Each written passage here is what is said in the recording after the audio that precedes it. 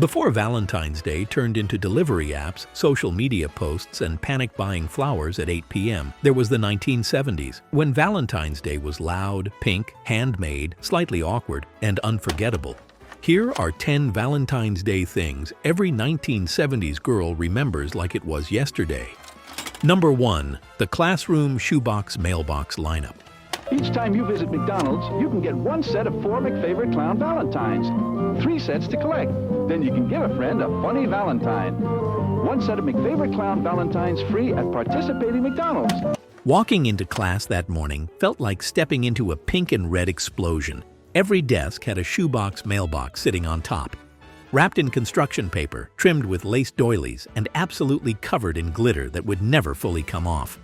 Girls spent days decorating those boxes. Some were neat and symmetrical. Others looked like a craft store tornado hit them. Hearts leaned sideways. Names were written in bubble letters. Tape was visible everywhere. And somehow that made them perfect. You'd peek at the other boxes, silently ranking them in your head while pretending not to care. Then came the slow, thrilling process of walking desk to desk, slipping tiny cards into each box, hoping no one noticed which one you lingered at just a second longer. By the end of the day, every box was stuffed, proof that, at least on Valentine's Day, everyone belonged. Number 2. Perforated Valentine cards. Holly Hobbie, Snoopy, Raggedy Ann. Those thin cardboard sheets with tiny perforated edges were pure childhood anxiety. You had to tear each card out just right, not too fast, not crooked, not ripping the corner. The smell of the cheap ink is still burned into memory. Slightly sweet, slightly chemical, totally 1970s. Holly Hobbie cards were soft and sweet. Snoopy was funny. Raggedy Ann felt cozy and safe. Choosing which card went to which classmate was serious business. Everyone got one, but some clearly meant more than others. And then came the night before scramble, sitting at the kitchen table, trying to sign 25 cards without spelling anyone's name wrong, because there was no fixing it if you did. Number 3. Conversation hearts in crinkly cellophane bags. Conversation hearts weren't just candy, they were props. You shook the little cellophane bag just to hear that chalky clicking sound. You poured them into your hand and sorted them by color. Pink first, then yellow. Green was questionable. The phrases were everything. Be mine, groovy, kiss me. Some felt scandalous. Others felt disappointing. You traded messages like currency, saving the best ones and quietly eating the boring ones. Nobody actually liked how they tasted, but that didn't matter. Valentine's Day had to smell like sugar dust and sound like cellophane. Number 4. Valentine candy boxes. You gave and got. Covered cherries were dramatic and messy. Russell Stover hearts with satin bows were the gold standard. Moms always got one. Teachers often did too. But girls secretly hoped for one with their name on it, even a small one, even from a friend. Because getting a Valentine candy box meant you were seen. The boxes were kept long after the candy was gone, reused for notes, jewelry, or little treasures, because no one threw away proof of Valentine's Day magic. Number 5. Teen Valentine gifts from the boys. By the teen years, Valentine's Day shifted into quiet anticipation. Would there be a teddy bear? A single carnation tied with curling ribbon? Maybe a card with an actual note inside? The mall photo booth strip was the ultimate prize. Folded carefully into a card, slightly glossy, slightly embarrassing, completely cherished. These weren't grand gestures. They were shy, sweet, and deeply meaningful in a 1970s way. And hey, if these memories hit you right in the heart, make sure you subscribe. I'll keep bringing the 1970s back one story at a time. And if you're on Facebook, come join us there too. That's where the real memories show up. Stories, photos, and comments that feel like sitting around the table remembering how things used to be. Number 6. Teen Girl Valentine Essentials Bonnie Bell Sets Strawberry Gloss. Valentine's Day in the 1970s wasn't complete without the ritual of getting ready. And for teen girls, that ritual lived inside a zipper pouch, a locker shelf, or the bottom of a purse. Bonnie Bell sets were the crown jewel. They came in pastel boxes, sometimes heart-shaped, sometimes tied with ribbon, and they felt impossibly grown up even though everything inside was sweet, shiny, and safe. Lip smackers were the stars. Strawberry, cherry, bubblegum, flavors you could practically taste before you even opened the cap. Then there was the strawberry roll-on gloss. That little plastic bottle with the rolling ball was passed between friends in the bathroom, clicked shut during class, and reapplied endlessly. It wasn't about needing more gloss. It was about being part of the moment. Now, for great kisses, Maybelline introduces Fresh and Lovely Kissing Potion. Flavored roll-on lip gloss. Shines up lips or lipstick. Outshines pot gloss and stick gloss by a smile. Gloss meant confidence. Gloss meant you were ready for Valentine's Day, even if nothing special actually happened. Floral cologne sprays rounded it out, light, powdery, and sprayed far too generously. A single spritz turned into 5. The air around lockers and hallways carried a soft cloud of sweetness mixed with paper hearts and candy.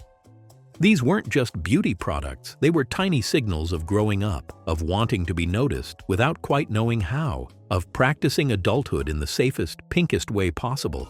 And decades later, one whiff of strawberry lip gloss can still take you straight back to that mirror, that locker, that feeling of hope you didn't even realize you were carrying. Number 7. The Drugstore Valentine Aisle. In the weeks leading up to Valentine's Day, the local drugstore transformed into something magical. One aisle, usually near the front, exploded into pinks and reds. Heart-shaped decorations dangled overhead. Cellophane crackled as you walked by, and the air smelled like chocolate, paper, and cheap perfume all mixed together. The Hallmark card racks were packed tight, rows and rows of cards trimmed with lace, foil, glitter, and satin bows. You stood there forever, flipping through them, trying to find the perfect one. Not too mushy, not too plain, just right. Cards that said things you couldn't say out loud. Valentine's Day, Valentine's Day. Valentine's Day isn't very far away. And Hallmark Valentines give you so many ways to express your love. Right below them were the candy displays, red cellophane-wrapped boxes, shiny gold hearts, chocolate assortments stacked in pyramids. Even if you weren't getting one, you stopped to look. Everyone did. And then there were the perfumes. You can try hard, or you can try soft. Soft will get 'em every time. Love's Baby Soft. You can play hard, or you can play soft. Soft will make 'em toe the line. Love's Baby Soft. Love's Baby Soft gift sets bundled in heart-shaped packaging, tiny bottles tied with ribbon, promising romance, sweetness, and instant sophistication. You'd pick them up, spray a tester, and immediately smell like every other girl in the store. And that was exactly the point. Feel how good you feel, feeling good about yourself. The way you feel in Love's Baby Soft, like a smile from deep inside.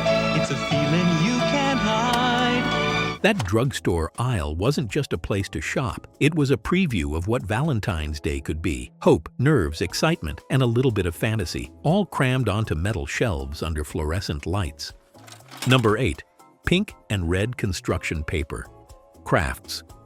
Valentine's Day at school officially began when the construction paper came out. The classroom filled with the sound of safety scissors snipping through thick pink and red paper. Glue sticks rolled across desks. Crayons were borrowed and never returned, and every surface slowly disappeared under hearts, cupids, and crooked decorations. Paper chains stretched across chalkboards. Lopsided heart garlands sagged between thumbtacks. Cupids with uneven wings smiled from bulletin boards. Nothing was perfect, and that was the beauty of it. Teachers pretended not to notice the glue fingerprints on desks or the glitter that would never fully come out of the carpet. For a few days, the classroom didn't feel like school anymore. It felt festive, warm, excited. Every craft was personal. You knew which ones were yours. You recognized your handwriting on a heart taped near the door, and seeing them all together made Valentine's Day feel bigger, like something everyone was sharing at once. Those paper decorations didn't last long. They came down quietly after the party, tossed into trash cans or sent home folded in backpacks. But somehow, the feeling they created stuck around, a soft handmade joy that defined February in the 1970s. Number 9. The classroom party snacks. Bowling sure makes me hot and thirsty. This is a job for Kool-Aid. Hey, Kool-Aid! Oh yeah! Kool-Aid's here, bringing you fun. Red Kool-Aid stained everything. Lips, desks, sleeves. Cupcakes were topped with frosting so bright it looked radioactive. Plastic picks stood proudly in the middle. Someone always asked for seconds. The teacher always said no, and then gave in. Valentine's Day snacks tasted like sugar and freedom, and the promise that the school day was almost over. Before you go, I want to hear from you. Did you decorate a shoebox mailbox? Have a favorite Valentine card character? Still remember the smell of Love's Baby Soft or those chalky hearts? Drop your Valentine's Day memories in the comments. I read every single one, and your story might show up in the next video. Number 10. The Sears and Penny Catalog Valentine Pages. Every February, the Sears and J.C. Penney catalogs quietly became Valentine's Day dream books. You didn't flip through the whole thing. You hunted, page by page, scanning for pink borders, hearts in the margins, and anything that looked remotely romantic. And once you found those Valentine pages, you stopped everything.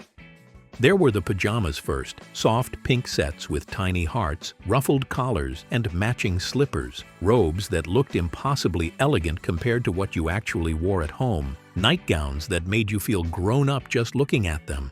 Then came the jewelry pages, heart-shaped pendants, birthstone rings, delicate gold chains photographed against velvet backdrops. You studied those pictures closely, imagining how it would feel to open a little box and find one inside, even if it never happened. And tucked between it all were the stationery sets, floral notepads, matching envelopes, tiny lock-and-key diaries, the kinds of things that felt very Valentine's Day even if they weren't labeled that way. Those pages weren't just about shopping, they were about possibility. You'd casually leave the catalog open on the coffee table, maybe circle something lightly, maybe say, "I like this one," and pretend it was no big deal. In case Dad needed ideas, you'd say, knowing full well he probably wouldn't look. But the dreaming part mattered. The catalogs let Valentine's Day stretch beyond one afternoon at school into something softer and longer. Something you could imagine, even if it never arrived.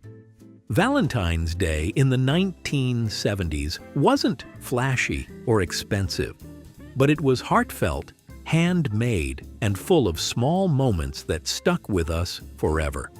It smelled like paper, candy, and strawberry gloss. It sounded like cellophane and classroom laughter. And for one pink and red day every year, it made being a kid, especially a girl, feel extra special.